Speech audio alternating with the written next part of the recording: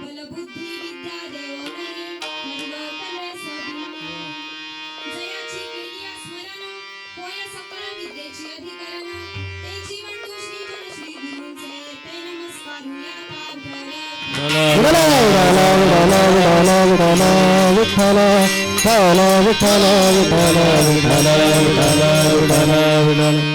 लक्ष्मी वल्लभ दीननाथ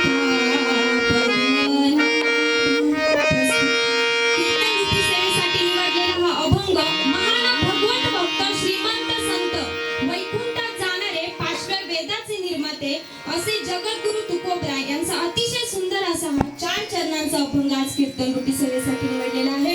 विठ्ठल विठ्ठल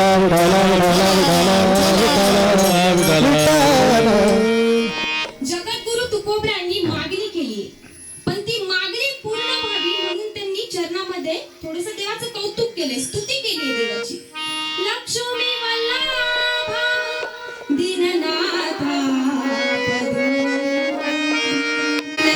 देव बोलले काय मागायचे ते मागा तुम्हाला. सुख वसे तुझे पायी माझे रान आहेस तू माझी अल्पही वासना तू तो उदारीस देवा तू उदारचा रान आहेस तू आम्हाला फक्त तुझ्या चरणाजवळ स्थान दे, तिथं राहण्यासाठी जागा दे, कारण आम्हाला आमची पूर्वदुष्कृत्य फार त्रास देतात, भयंकर त्रास देतात. तुका म्हणे भोगे पीड देई जगद्गुरु तुकोबराय देवाच्या चरणाजवळ स्थान द्यावं, तिथं राहण्यासाठी जागा मिळावी म्हणून देवाला काय सांगितले त्यांनी की देवा आमचे तू सगळे भोग नष्ट करून टाक आणि आम्हाला तुझ्या चरणाजवळ स्थान दे, तिथं राहण्यासाठी जागा दे, अशी सुंदर मागणी जगद्गुरु तुकोबरायांनी या अभंगातून केली. विठ्ठल विठ्ठल कीर्तन निरोपाला सुरुवात करण्यापूर्वी अल्पसा परिहार देणं गरजेचं आहे. अखिल कोट ब्रह्मांड नायक जगाचा मालक परमपिता भगवान परमात्म्याच्या कृपेने आणि आई जगदंबेच्या कृपा आशीर्वादाने हा जो नवरात्र उत्सव इथे साजरा होतोय. तुम्हाला वाटतं का हा उत्सव असा खेडेगावात साजरा होतोय म्हणून? वाटतं का? बाया झोपल्या की काय? मी आलो ठीक आहे तुम्हाला बाया नाही ना मग बोला ना. वाटतं का? एवढ्या टेन्शन मध्ये का बसले? टेन्शन मध्ये कोण पाहिजे तुमच्या ऐवजी? मी पाहिजे का नाही? मग अशा बसलाय जणू अख्खं दुःख तुम्हालाच आहे. लक्षात घ्या जिथं टाळ विना आणि पखवाज वाजतो ना तिथं पंढरपूर साकारल्यासारखं वाटतं. नाचू कीर्तनाचे रंगी नाचू कीर्तनाचे रंगी नाचू कीर्तनाचे रंगे नाचू कीर्तनाचे रंगे नाचू कीर्तनाचे रंगी नाना दीप लावू जागी नाचू कीर्तनाचे रंगे नाना दीप लावू जागी नाचू कीर्तनाचे रंगी नाना दीप लावू जागी नाना दीप लावू जागी नाचू कीर्तनाचे रंगी नाचू कीर्तनाचे रंगी नाचू कीर्तनाचे रंगे नाचू कीर्तनाचे रंगे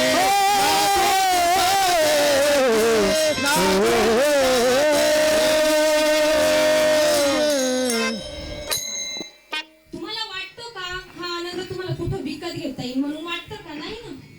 कितीही धन कमवा, कितीही संपत्ती कमवा, कितीही गर्वाने राहा, किती मी पण असू दे तुमच्या अंगामध्ये, विकत घेता येणार नाही गोष्ट इथंच भेटणार आहे. या उलटही जाऊन सांगते कितीही पदवीधर झालेला माणूस असू द्या, किती मोठी डिग्री असू द्या त्याच्या हातामध्ये, किती मोठं शिक्षण असू द्या, तू जेव्हा या धर्म मंडपात येतो ना तेव्हा तू असं म्हणत नाही मी इथं कसा बसू.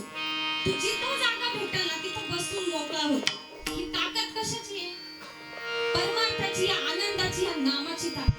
आनंदो रे आजी आनंदो रे आनंदो रे आजी आनंदो रे आनंदो रे आजी आनंदो रे आनंदो रे आजी आनंदो रे सभायावंतरे औदा परमानंदो रे सभायावंतरे औदा परमानंदो रे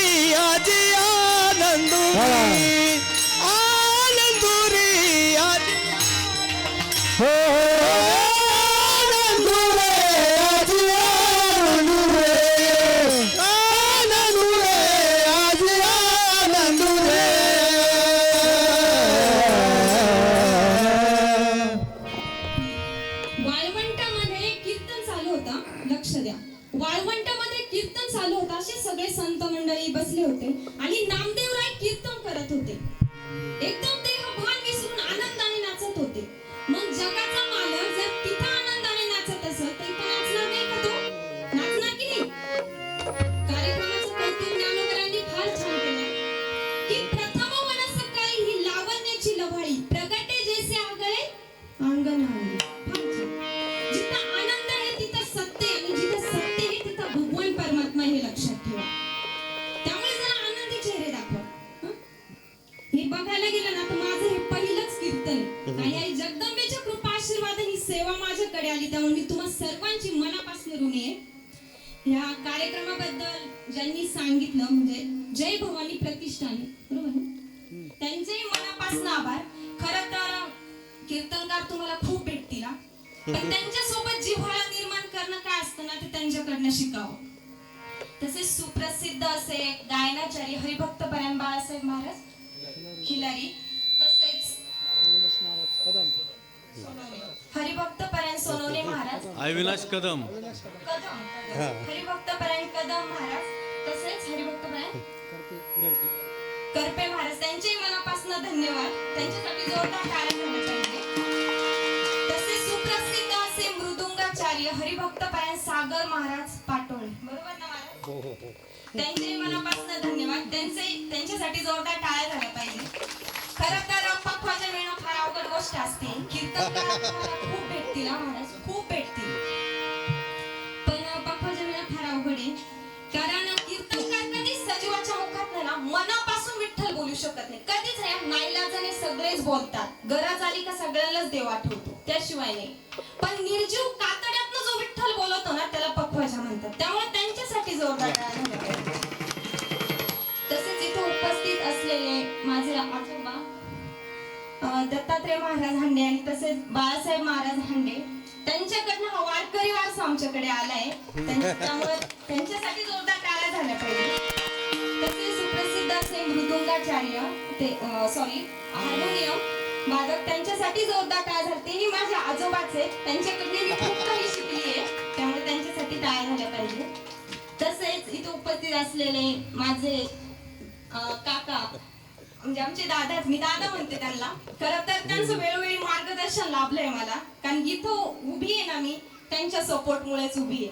खूप सपोर्ट केलाय दादांनी मला. त्यामुळे दादांसाठी जोरदार टाळ्या झाल्या पाहिजे. आणि मला ह्या कीर्तनासाठी खरं सज्ज ज्यांनी केलं तू करू शकते असे निवृत्ती महाराज लांडगे माझे आजोबाच आहेत ते त्यांच्यासाठी जोरदार टाळ्या झाल्या पाहिजे.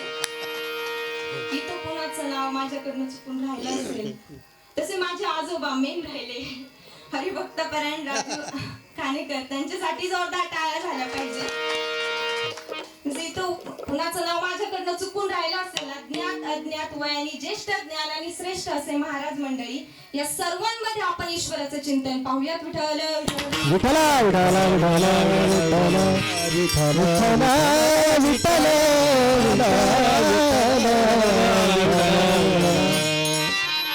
अतिशय परमार्थासाठी प्रेमळ असणार आपले हे गाव आणि आपल्या गावामध्ये ठेवलेला हा नवरात्रीचा उत्सव अख्ख्या पंचक्रोशीत आदर्श आहे. आणि त्यातल्या त्यात तुम्ही महिला कीर्तनकारांना निमंत्रित करून जो स्त्री शक्तीचा साक्षात शक्ती दर्शन सोहळा आज आपल्याला कीर्तनाच्या रूपाने बघायला मिळणार आहे. आज बहुसंख्येने महिला उपस्थित आहेत त्यामुळे आनंद आहे. बिचारा दिवसभर उपास तापास करतात कामही करतात पण संध्याकाळी कीर्तनाला येतातच. न झोपता कीर्तनाला ती सर्वात महत्वाची गोष्ट मोठी गोष्ट आहे. वयस्कर ज्या महिला असतात त्या फार उत्साहाने येतात. तरुण आहेत म्हणून जास्त आनंद आहे मला. पण ते आहेत म्हणून उत्साह वाटतो मला जास्त. कारण नवरात्रीमध्ये वातावरणच तसं असतं ना. कीर्तनाचा जो थाटलेला कार्यक्रम आहे ना देवीचा जागर देवीचा गोंधळ घालण्याची आपली जुनी परंपरा आहे. देवीचा काय घालतो आपण गोंधळ घालतो का नाही? आपणही तो गोंधळ घालतोय. फक्त आपला गोंधळ हा वारकरी संप्रदायाला अनुसरून एवढंच. आनंदी निर्गुण प्रगटली भवानी अनादि निर्गुण प्रगटली भवानी आनंदी निर्गुण प्रगटली भवानी अनादि निर्गुण प्रगटली भवानी महामहिषासूर मर्दाना लागुनी महिषासूर मर्दाला लागली विविध तापाची करावया झाडणी विविध तापाची करायला झाडली भक्ताला दिसू पावाज निर्वाणे ऐसा जोगवा जोगवा मागन ऐसा जोगवा जोगवा मागन जोगवा महागिन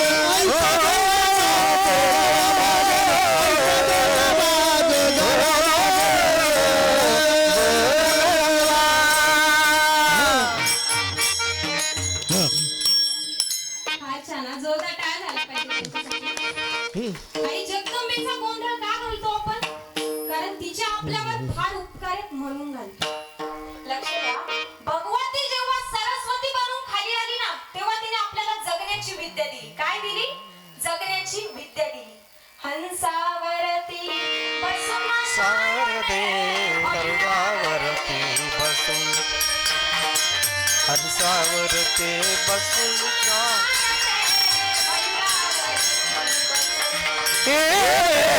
हंसावरती बसून चारते मयूरावरती बसून हंसावरती बसून चारते मयूरावरती बसून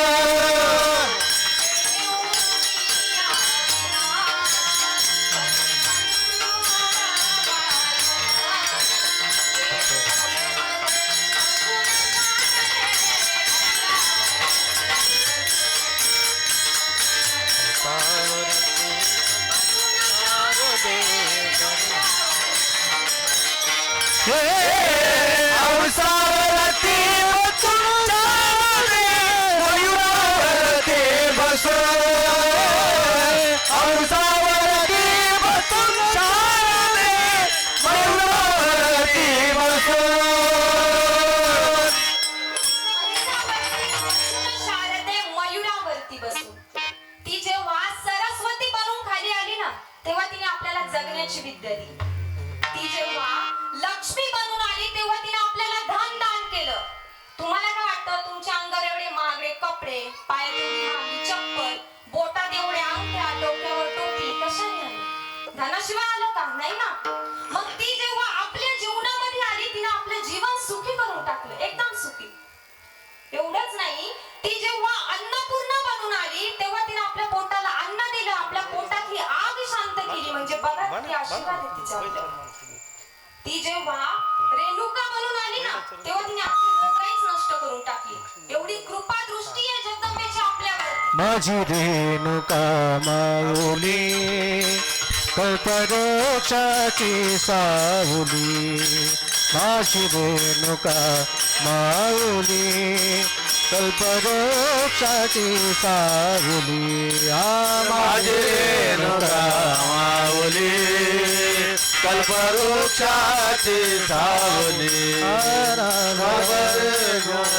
चाटी मारा चाटी कल्पवृक्षाची सावली जैसी वसा लागी गाय जैसी अनाथाची माय जैसी वसा लागी गाय जैसी अनाथाची माय माझी रेणुका माऊली कल्पवृक्षाची सावली रेणुका माऊली कल्पवृक्षाची सावली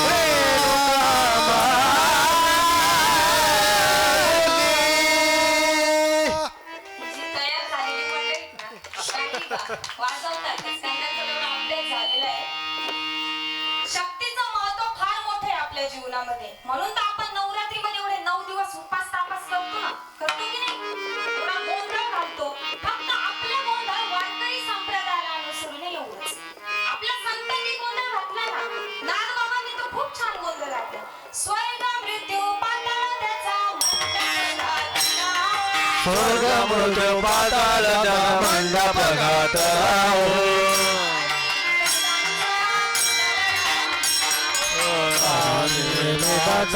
फुलवारा मांडिला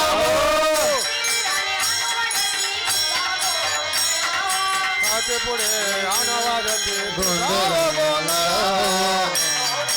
उदो बोला उदो बोला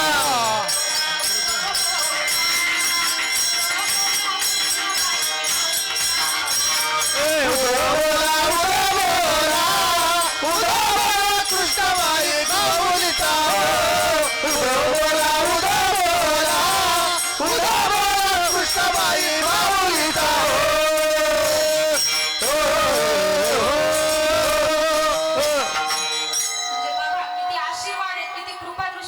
ऐकल्यावर.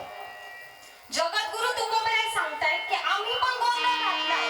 तुकोबरायांनी तर गोंधळीहून गोंधळ घातलाय. आम्ही गोंधळी गोंधळी, आम्ही गोंधळी गोंधळी. आम्ही गोंधळी गोंधळी, आम्ही गोंधळी गोंधळी,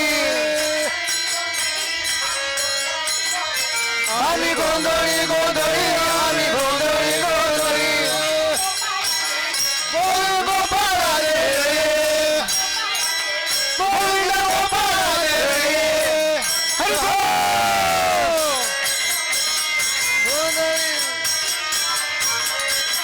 आम्ही गोंधळी गोंधळी, आम्ही गोंधळी गोंधळी, आम्ही गोंधळी गोंधळी, आम्ही गोंधळी गोंधळी. गोंधळी एवढी कृपादृष्टी म्हणून आपण तिचा गोंधळ घालतो एवढा. मी तुम्हाला एक प्रश्न विचारते, त्याचं उत्तर जर तुम्हाला आलं, मला तुमचा आदर आहे. नाही आलं तर जास्त आदर आहे, कारण शेवटी त्याचं उत्तर कोण देणार तुम्हाला? मीच देणार आहे. मला फक्त सांगा, या जगामध्ये, या विश्वामध्ये पहिला गोंधळ कोणी घातला? कोणी घातला? आपण झोपू नका ग. सांगा मला. ही शिवपुराणामध्ये फार छान कथा आहे, लक्ष देऊन ऐका. ब्रह्मदेवाचा पुत्र कोण? दक्ष. कोण? अगं बोला. हा, उपासामुळे एनर्जी नाही राहिली का? बोलच ना मग. ब्रह्मदेवाचा पुत्र कोण? दक्ष. ब्रह्माने दक्षाला सांगितलं की दक्ष, मी तुला प्रजापती बनवतो, तू या सृष्टीच्या विस्तारासाठी मला मदत कर. दक्षही तयार झाला. दक्षाने सांगितलं, ठीक आहे बाबा, मी तुम्हाला या सृष्टीच्या विस्तारासाठी मदत करतो. दक्षाने काय केलं? 10,000 पुत्रांची निर्मिती केली. किती केली? 10,000 पुत्रांची निर्मिती केली. आणि त्यांना सांगितलं की जा, तुम्ही तपश्चर्या करा. तुमची तपश्चर्या पूर्ण झाल्यानंतर मी तुमचं लग्न लावून देतो आणि त्यानंतर तुम्ही मला या सृष्टीच्या विस्तारासाठी काय करा? आता पोरं खूप झाली, लग्न लावणार म्हटल्यावरती गेले, तपश्चर्याला गेले. दक्षाने सांगितल्याप्रमाणे तपश्चर्या ही पूर्ण झाली आणि येतच होते घराकडे. मध्येच कोण भेटलं? शेंडीवाले बाबा. माहिती ना कोण? विदाउट टावरचा मोबाईल. काय रे पोरांनो, कुठे चालले तुम्ही? काही नाही, आमची तपश्चर्या आता पूर्ण झाली, त्यामुळे आम्ही आमच्या गावाकडे चाललोय. पण तुम्ही मला ओळखलं का? नाही ना. कोण तुम्ही? अरे मी तुमचा अंकल, काका. पण तुम्हाला आम्ही याआधी कधी बघितलं नाही. अरे मी रात्रंदिवस भगवान परमात्म्याची आराधना करतो, उपासना करतो, भजन गातो. थोडक्यात काय, मी हरिभक्त पारायण असल्यामुळे माझा पाय काय घराला लागत. बरोबर ना? लागतो का? नाही. बरं, मग तुम्ही का चाललाय घरी रे? काय नाही, आमची तपश्चर्या आता पूर्ण झाली, त्यामुळे आम्ही घरी चाललोय. आमचे वडील आमचं लग्न लावून देणार. अरे वेड्यानो, चांगलं होणार नाही, तुमचं वाईट होईल. तुम्ही जिथून आलात तिथं परत जाऊन तपश्चर्याला बसा. पोरांनी ऐकलं आणि परत तपश्चर्याला निघून गेले. दक्षाला जेव्हा कळालं ना, त्याला तेव्हा फार वाईट वाटलं. मग दक्षाने परत 10,000 पुत्रांची निर्मिती केली आणि त्यांनाही तेच सांगितलं, जा, तुम्ही तपश्चर्या करा. तुमची तपश्चर्या पूर्ण झाल्यानंतर मी तुमचं लग्न लावून देतो आणि त्यानंतर तुम्ही मला या सृष्टीच्या विस्तारासाठी काय करा? मदत करा. पोरांनी ऐकलं, गेले परत तपश्चर्याला. हेही तपश्चर्या ही पूर्ण झाली, येतच होते घराकडे. मध्येच भेटले परत. भजन करीत नारायण रम रमणा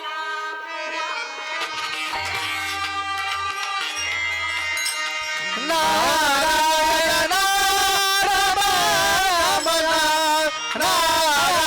रमणा, नारायण रमणा.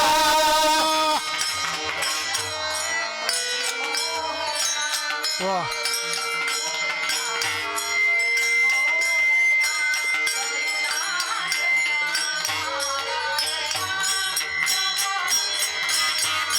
नारायण रमणा.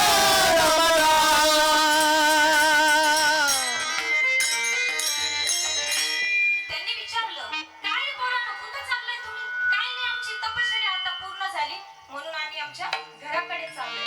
पण तुम्ही कोण? अरे मी तुमचा अंकल, काका. बरं, आता भेटलाय काका तुमचं ना आमच्या सोबत. आमच्या वडिलांचं लग्न लावून देणार आहे. अरे लग्न करून कोणाचं भलं झालंय का की तुमचं होणार आहे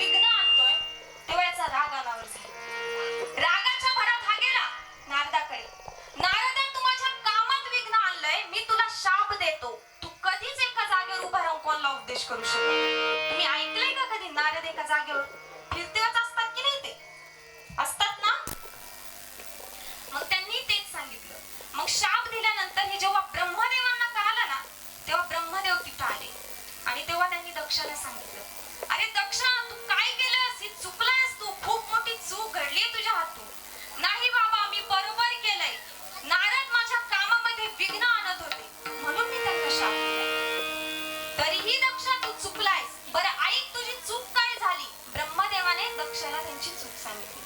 तू ज्या 20,000 पुत्रांची निर्मिती केली ना, ते ना स्त्री ना पुरुष, ते किन्नर आहेत.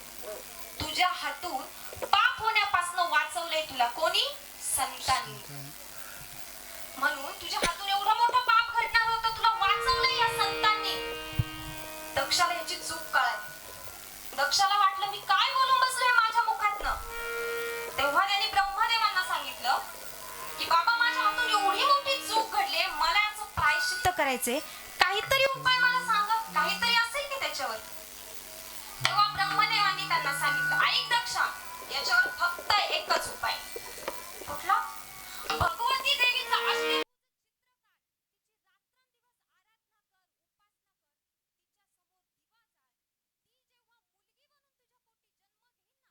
तेव्हाच तुझे पाप नष्ट होतील.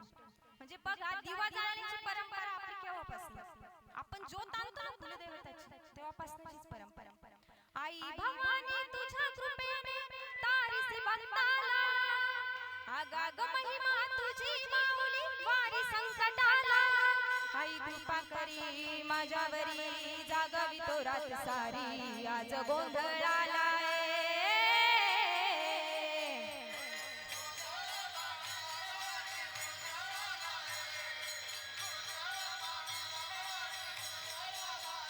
उदो उदो उदो उदो उदो हा गावात घालून कवड्याची माळ, पायात बांधले जाळ, तुला का आवडी वाजवी तो संभळ. भग भग त्या ज्वालीतून आली तूच जगन्माता, भक्ती दाटून येते आई नाव तुझे घेता. आई कृपा करी माझ्यावरी, जागावी तो रात सारी. आई कृपा करी माझ्यावरी, जागावी रात सारी. गोंधळाला गोंधळा मारील भवानी, गोंधळाला गोंधळा मारील भवानी, गोंधळाला गोंधळा मारील भवानी, गोंधळाला.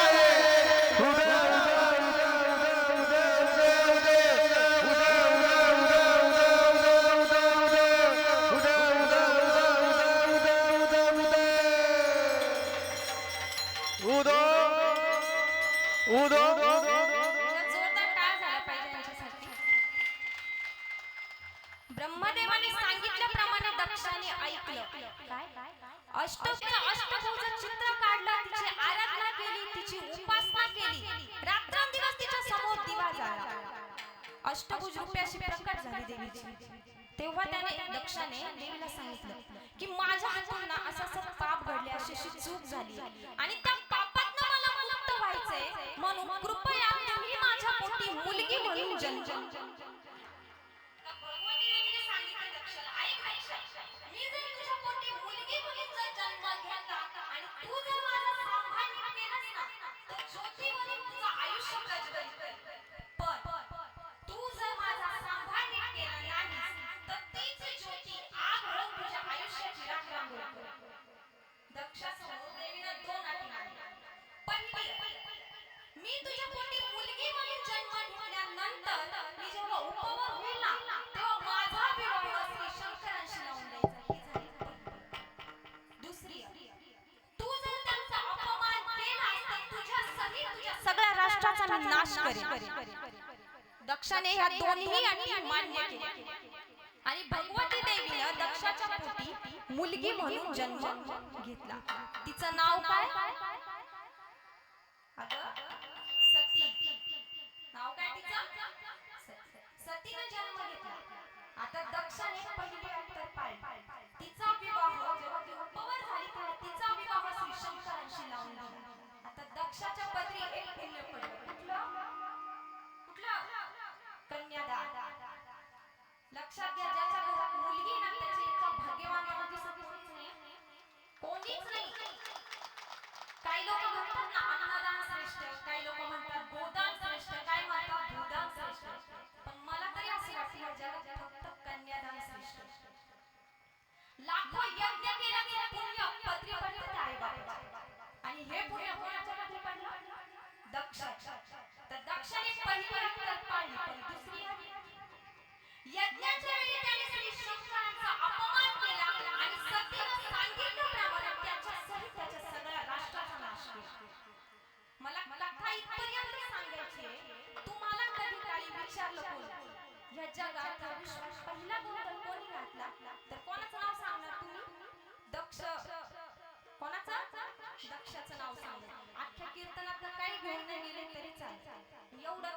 तेव्हा आपण गोंधळ घालतो, पण तोच गोंधळ या जगात या विश्वात पहिल्यांदा कोणी घातले माहिती असायला पाहिजे ना आपल्याला. त्यामुळे कोणाचं नाव सांगणार तुम्ही? दक्षाचं. विठ्ठल विठ्ठल विठ्ठल विठ्ठल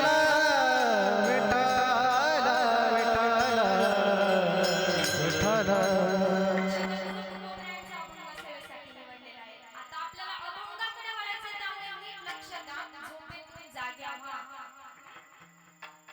जगद्गुरु तुकोबराय हे महाराष्ट्राच्या मातीला लाभलेले एक वरदान. त्यांच्याकडे जर बघितलं ना तर वैराग्य प्राप्त होतं, त्याग कळतो. त्यांचं चरित्र जर न्याहाळायला गेलं ना तर ज्यांनी इहलोकीच्या सुखाची पण अपेक्षा केली नाही आणि परलोकीच्या सुखाची पण अपेक्षा केली नाही, ते म्हणजे जगद्गुरु तुकोबराय.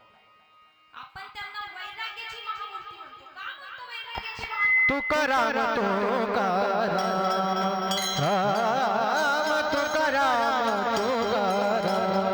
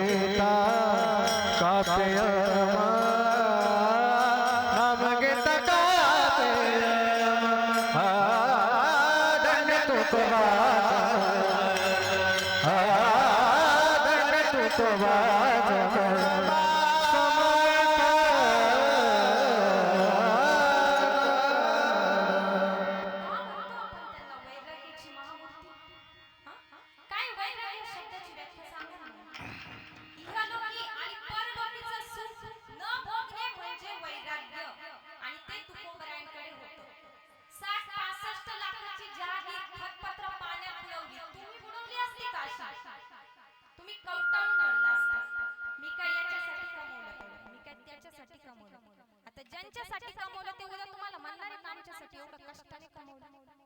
उलट ते तुम्हाला म्हणतील तुम्ही काय कमवलं, म्हणणार की नाही? म्हणतात ना. पण त्यांनी हा विचार नाही केला. दान करून टाकलं सगळं. दान वृत्ती होती ना त्यांची. ते जर असे निवांत बसले ना फक्त एकच सांग, भगवान परमात्म्याचं नाव घ्या. गोविंद गोविंद मना लागली या छंद. गोविंद गोविंद मना लागलिया छंद. गोविंद गोविंद मना लागलिया छंद. गोविंद गोविंद मना लागलिया छंद.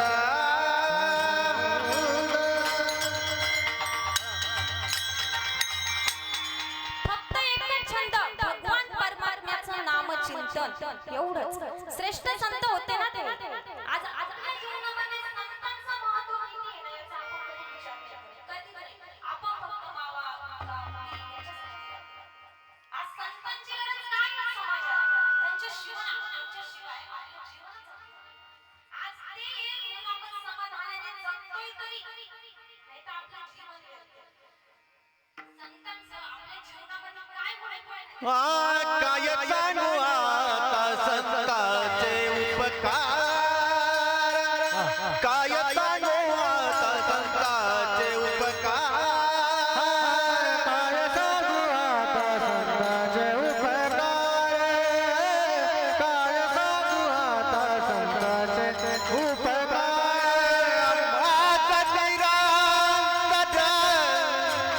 जागवी जागवी काय द्यावे त्याची वावे उतराय. काय द्यावे त्याची वावे उतराय. काय द्यावे त्याची वावे उतराय. काय द्यावे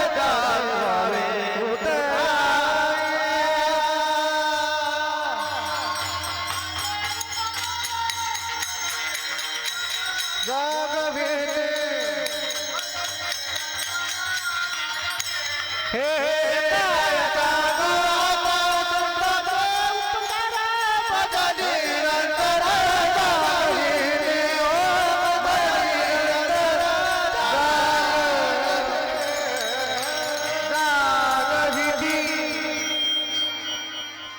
संतांचं महत्त्व काय आहे आपल्या जीवनात याचं आपण थोडंसं चिंतन करूया. लक्ष द्या.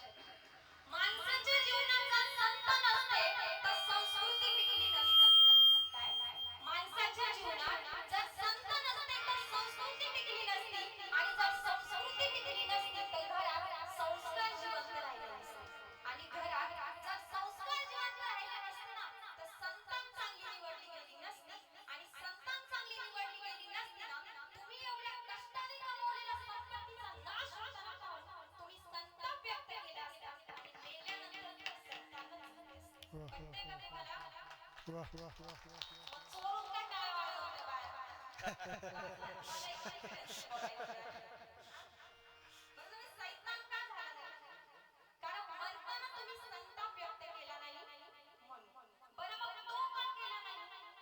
कारण तुम्ही एवढ्या कष्टाने कमवलेल्या संपत्तीचा नाश होताना तुम्ही पाहिला नाही म्हणून.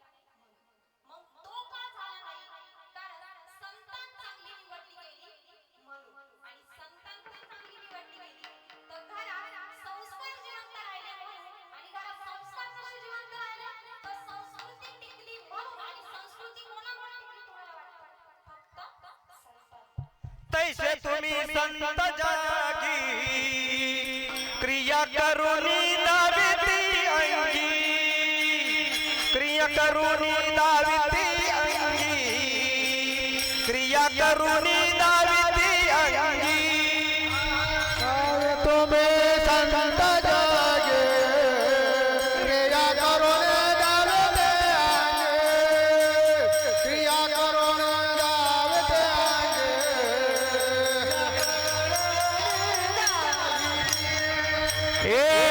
तैसे तुम्ही संत जागी क्रिया करुनी दाविती अंगी क्रिया करुनी दाविती अंगी क्रिया करुनी दाविती अंगी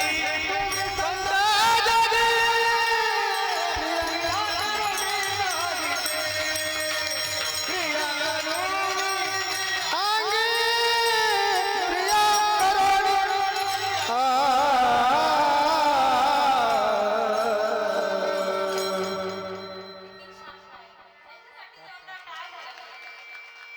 खरं तर त्यांचं सगळ्यांचं गायन ऐकून मला आणि कॉन्फिडन्स आलाय. खूप छान आवाज आहे. याच म्हणून माणसातला माणूस तरी जागा. संत कोणाला म्हणायचं? अरे जे जीवन आणि मरणाच्या पलीकडे जगले ना त्यांना म्हणायचं संत. ज्यांनी काळ जिंकलाय त्यांना म्हणायचं संत. आज जर त्यांनाच आपल्या जीवनातून वजा करून टाकलं आपल्या जगण्यालाच काय अर्थ? आज या जगावर ह्या विश्वावर निरागसपणे आणि निस्वार्थीपणे उपकार करणारी जात फक्त एकच ती म्हणजे संत. बाकी सगळे स्वार्थी आणि असायलाच पाहिजे. कारण जीवन जगण्याची कॉम्पिटिशन स्पर्धा त्याशिवाय आपल्याला कळायची. या संतांच्या यादीमध्ये जगद्गुरु तुकोबरायांचे स्थान अव्वल. आपण त्यांना वैराग्याचा मूर्तिमंत पुतळा म्हणतो. माझी वाचा झाली अनवर वाचा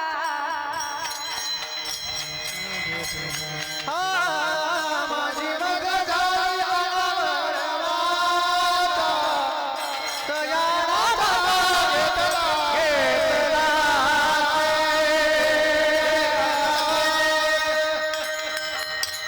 टोकाचा परपंच टोकाचा संसार म्हणजे जगद्गुरु.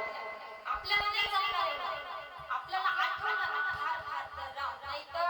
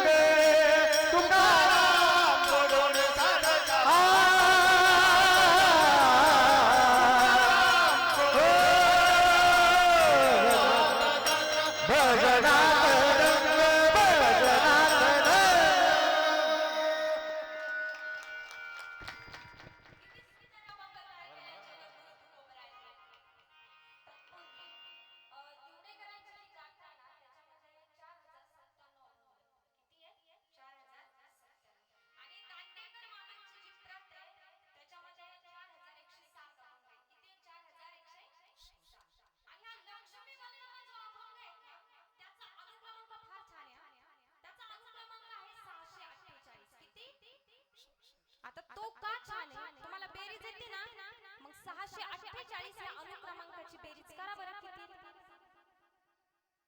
6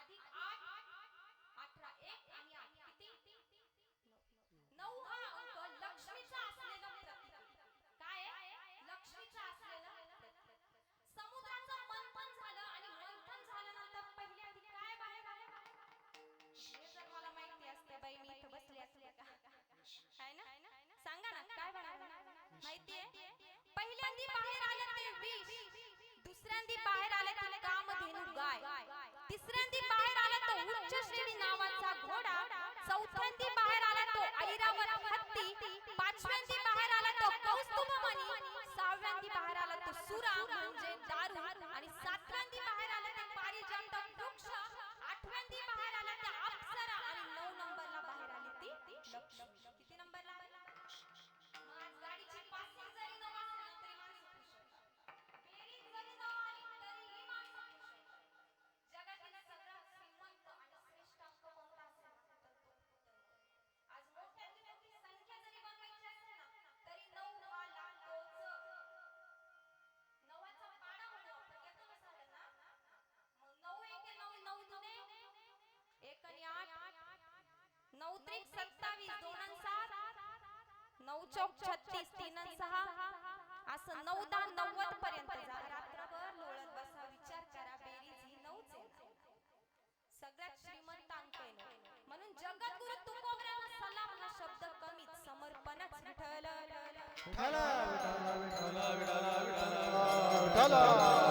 विठ्ठल जगद्गुरु तुकोबरांच्या रोज एका अभंगाचं जरी पारायण केलं ना तरी तुझं जीवन सुखी होईल गाथा ज्याच्या घरामध्ये त्याला कशाचीच भीती नाही गाथा आणि ज्ञानेश्वरी जर असं ना तुमचं जीवन आनंदी फक्त आपला उपयोग नाही किंवा आपलं गेलं पाहिजे तसं नाही झालं ना इथून पुढच्या कीर्तनांमध्ये त्यांचं महत्त्व मी तुम्हाला सांगणार असे अधिकार संपन्न जगद्गुरु तुकोबराय यांनी अभंगाच्या दुसऱ्या चरणात मांडणी केली देवाला तुझे बाईची वसचे सुखवस सुखवस तुझे पायी सुखवस तुझे पायी सुखवस तुझे पायी सुखवस तुझे पायी सुखवस तुझे पायी सुखवस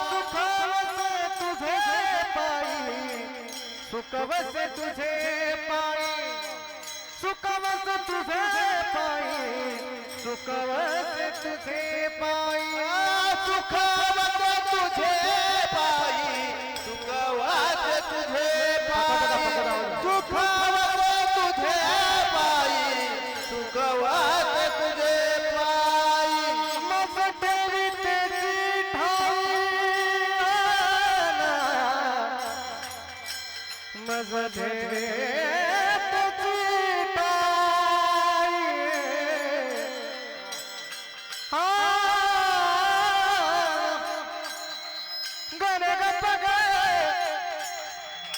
सागम बदला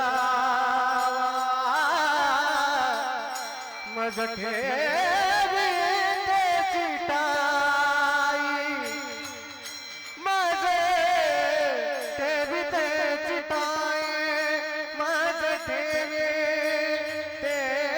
चिठाई मज ठेवी चिठाई सुखवस तुझे पायी सुखवस तुझे पायी सुखवस तुझे पायी सुखवस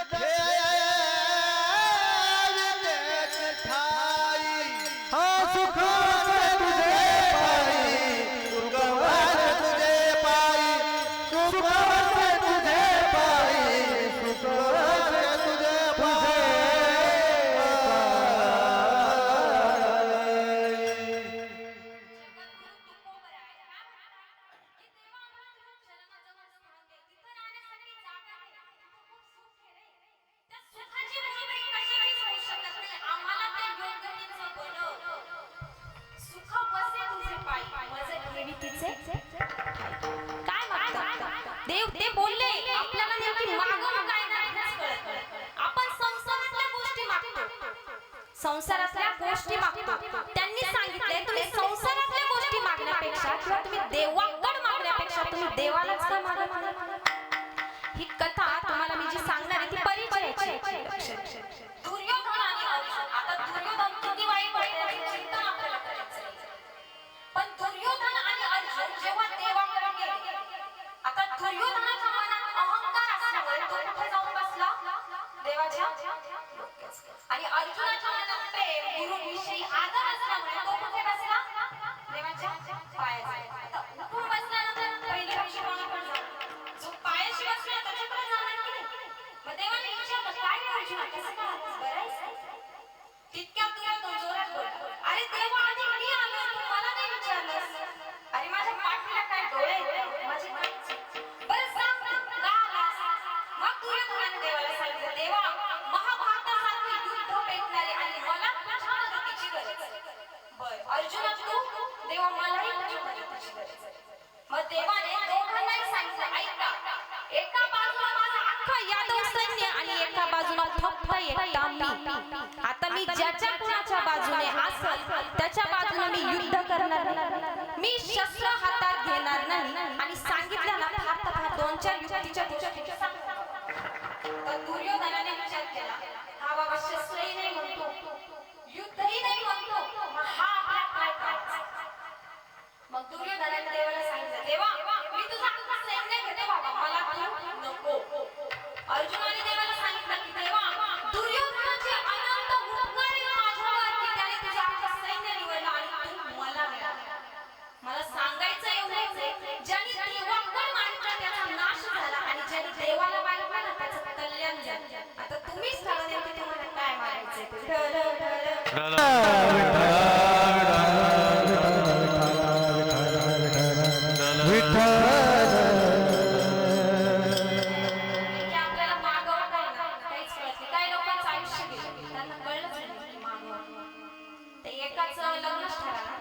त्याच्या अख्ख्या मित्रांची लग्न झाली हा गडी तेवढाच राहिला.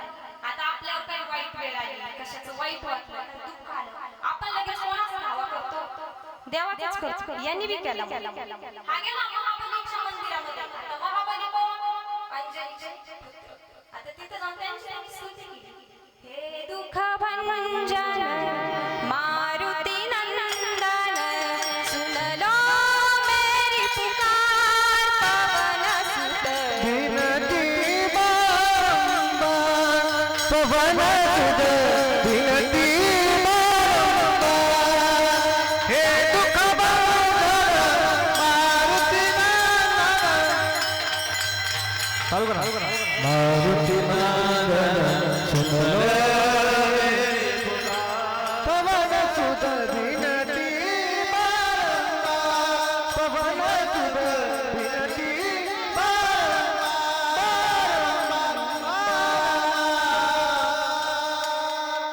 आता स्तुती केल्याने देवही खुश झाले. काय रे काय झालं.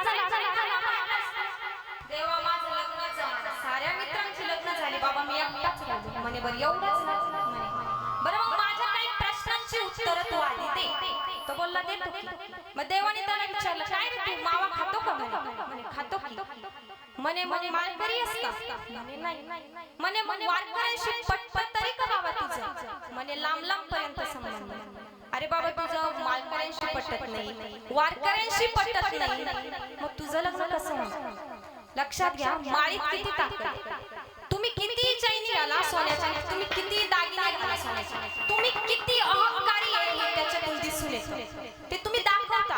पण तुमच्याकडे 10 रुपयाची माळ असेल ना तर सारं जग तुम्हाला रामकृष्ण हरी म्हटल्याशिवाय राहत नाही. ही ताकद आहे या 10 रुपयाच्या माळीमध्ये. लक्षात ठेवा.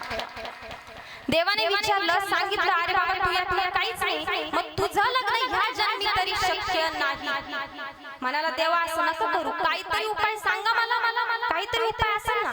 तेव्हा देवाने सांगितलं आई याच्यावर माझ्याकडे तरी काहीच उपाय नाही. तू एक काम कर माझ्या गुरुकडे. आता महाबलींचे गुरु कोण. प्रभू श्री राम. तिथं गेला त्यांच्या मंदिरात गेला आणि तिथं जाऊन त्यांची स्तुती केली. श्रीराम जानकी मेरे सीने में श्री राम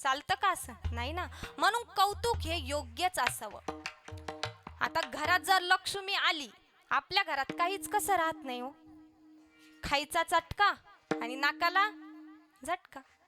लक्षात घ्या, जी लक्ष्मी घर सावरते ना तिलाच गृहलक्ष्मी म्हणतात. गृहलक्ष्मी कोणाला? जी लक्ष्मी घर सावरते तिलाच. आता समुद्राचं मंथन झालं. मंथन झाल्यानंतर 9व्या नंबरला कोण बाहेर आलं? लक्ष्मी. आता लक्ष्मी फक्त आपल्याला मिळावी म्हणून सगळ्यांचा आटापिटा चालू झाला. म्हणून डायरेक्ट लक्ष्मीचं स्वयंवरच ठेवण्यात आलं. आता स्वयंवर म्हटल्यावर सगळे तयारीनिशीच येणार की नाही? भारी आले एकदम, काय म्हणतात ना ते सलोन काहीतरी कटबीट करून आले बाई, खूप छान आले. आणि सगळे असे लाईनीत उभे राहिले. लक्ष्मीची नजर एकाकडे गेली, त्याचं नाव गंधर्व. त्या गंधर्वाला वाटलं माझा नंबर लागला, खुश झाला. लक्ष्मीनं बोलवलं त्याला, गंधर्वा इकडे आला तू. काय झालं? म्हणे ऐक, मी तुला माझा भाऊ मानते. म्हणे भाऊ? म्हणे चला भाऊ तर भाऊ, नातं तर तयार झालं. ऐक, या लग्नाच्या कार्यामध्ये तू मला मदत करायची आहेस. ठीक आहे करतो. म्हणे सांग मला तुला कसा पती पाहिजे? मला सुंदर पती पाहिजे. म्हणे मग चंद्र आहे ना? म्हणे नको मला चंद्र. म्हणे मग? म्हणे मला राजापती पाहिजे. म्हणे मग इंद्र आहे. म्हणे केला असता इंद्र, पण तो भित्रा आहे रे, पळकुट आहे, त्यामुळे मला इंद्र नको. म्हणे मग अजून सांग तुला कसा पाहिजे? म्हणे मला शूरपती पाहिजे. म्हणे मग आपला परशुराम आहे ना? म्हणे अरे त्यांनी त्याच्या आईला मारून टाकलं, तो माझा कार्यक्रम कधी करेल मलाही सांगता येत नाही, त्यामुळे तो नको बाबा मला. म्हणे मग? म्हणे मला पत्नीवरती प्रेम करणारा पती पाहिजे. म्हणे मग महादेव. मग लक्ष्मी बोलली अरे वेडा झालास की काय तू, मला सौतीवर देतो का म्हणे तू? त्याच्या आधीच 2 एक डोक्यावर आणि एक मला कुठे ठेवल तो, त्यापेक्षा मला तो नको बाबा. मग गंधर्वाने लक्ष्मीला सांगितलं ऐक, तू ह्या जन्मी कुमारिकाच राहणार, तुझं लग्न होणं शक्य नाही. लक्ष्मीने सांगितलं अरे वेड आहे का तू गंधर्वा, लग्न काय एका निर्णयात घेण्यासारखी गोष्ट वाटली का तुला? तू मला मदत कर. तेव्हा गंधर्वाने सांगितलं ऐक, या बोलण्यावरून मला तरी असं वाटतं तुझ्यासाठी एकच वर योग्य आहे, तो म्हणजे श्री विष्णू. लक्ष्मी अहंकाराने श्री विष्णूंकडे गेली आणि त्यांनी तिच्याकडे पाठ फिरवली. ती परत समोरून गेली, परतही पाठ फिरवली. तेव्हा तिने सांगितलं की देवा असं करू नका, सगळ्यांना डावलून मी तुमच्याकडे आले, कृपया माझा पत्नी म्हणून स्वीकार करा. देवाने सांगितलं अगं लक्ष्मी, मी माझं अख्खं शरीर माझ्या भक्तांना दान करून टाकलंय, तुला कुठे ठेवू? देवा कुठंतरी जागा असेल मला ठेवा, मला जागा द्या तिथे. देव बोलले बाई आता माझे फक्त पायच तेवढी रिकामे, तुला माझ्या पायाशी जागा मिळेल. मग लक्ष्मी कुठं असते? श्री विष्णूंच्या पायाशी असते. मग एवढा देवाच्या चरणाजवळ जागा मिळवण्यासाठी किती तो आटापिटा केला दे लक्ष्मीने. माझी अल्पही वासना तू तो उदार चाराना. आणि अभंगाच्या शेवटच्या चरणात काय म्हणतात जगद्गुरु तुकोबराय? भोगे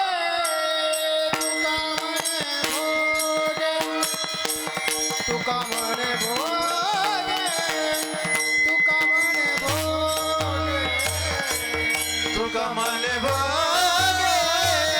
तुका म्हणे भोगे तुका म्हणे भोगे तुका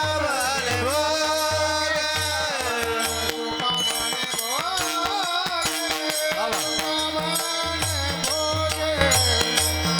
तुका म्हणे भोगे तुका म्हणे भोगे तुका म्हणे भोगे तुका म्हणे भोगे तुका म्हणे भोगे तुका म्हणे भोगे तुका म्हणे भोगे पिडा केली धाव वेगे पिडा केली धाव वेगे सुख वाजे तुझे पाये सुख वाजे तुझे पाये पिडा केली धाव वेगे पिडा केली धाव वेगे सुख वाजे तुझे पायी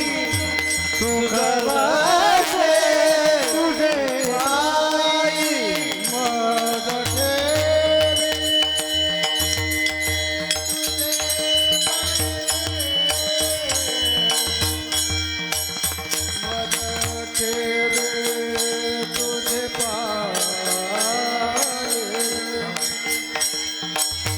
मज ठेवे तुझे पाय मज ठेवी मज ठेवी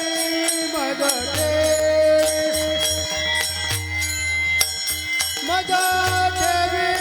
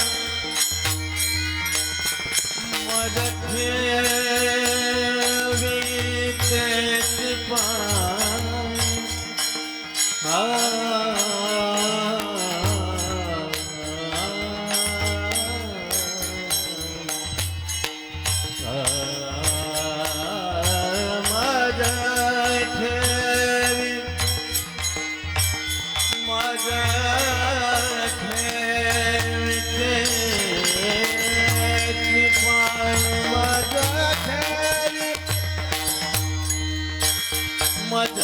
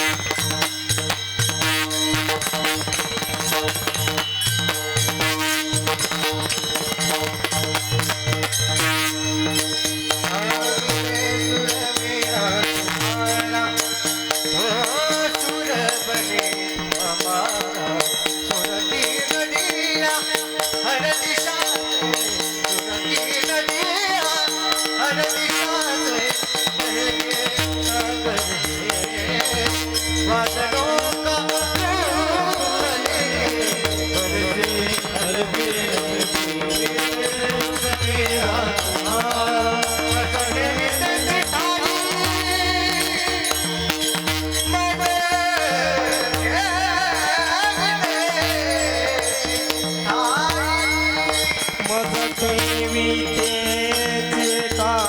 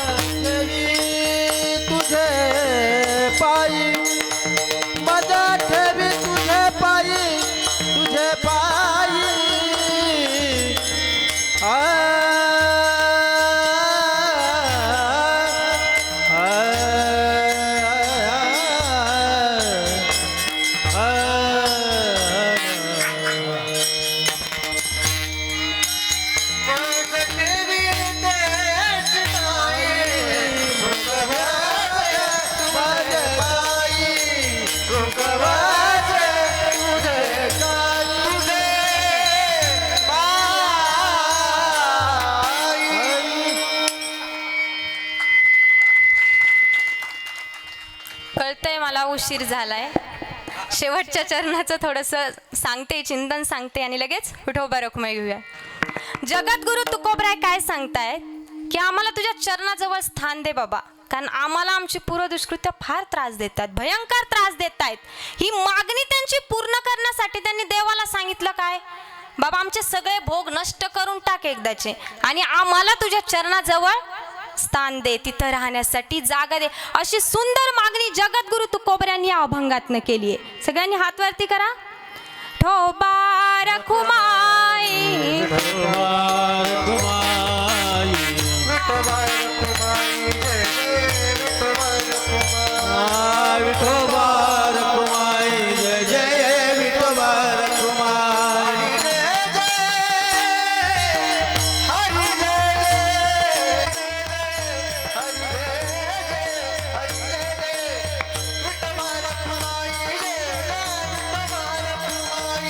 विठोबा रखुमाई जय जय विठोबा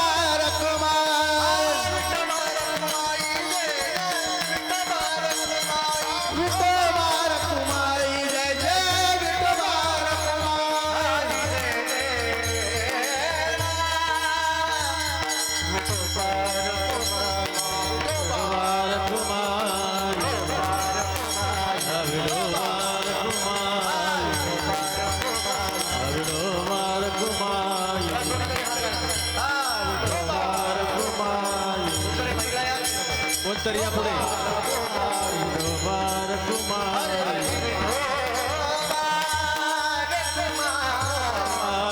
विठोबा विठोबा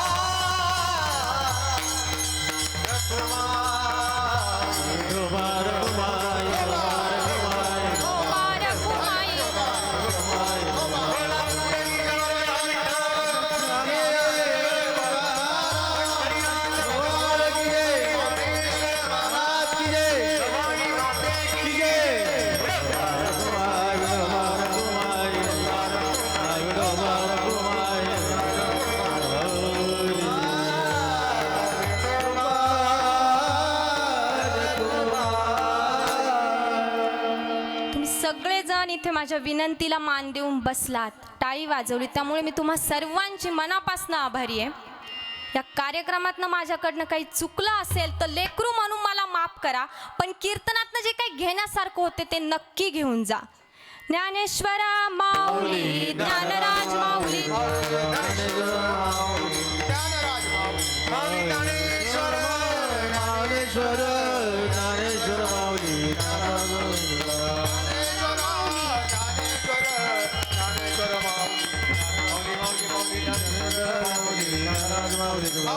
ज्ञानेश्वरा माऊली ज्ञानराज माऊली तुकाराम